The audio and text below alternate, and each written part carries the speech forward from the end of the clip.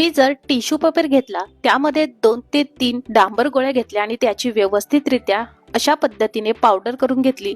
हवं तर तुम्ही जर टिश्यू पेपर ऐवजी कागद घेतला तरी चालेल आणि एखादं भांडं जे तुम्ही किचनमध्ये बिलकुल वापरत नाही असं भांडं घेतलं, त्यामध्ये जर ही पावडर टाकली, त्यामध्ये गरम पाणी टाकलं, लिक्विड डेटॉल टाकलं 1 चमचा, त्यानंतर तुम्ही व्हिनेगर टाकलं 3 ते 4 चमचे आणि जर तुम्ही त्यामध्ये कम्फर्ट टाकलं आणि व्यवस्थितरित्या हे मिक्स केलं आणि डांबर गोळी मेल्ट झाल्यानंतर एखाद्या जुन्या वॉटर बॉटलमध्ये तुम्ही जर हे व्यवस्थितरित्या गाळून घेतलं, तर तुमच्या घरामध्ये जर भरपूर कॉक्रोच झाले असेल तर हा स्प्रे तुम्ही लाईट बंद करण्याच्या आधी नक्की मारा. म्हणजे रात्रभरात जेवढे कॉक्रोच बाहेर येतील ते नक्की मरून जातील.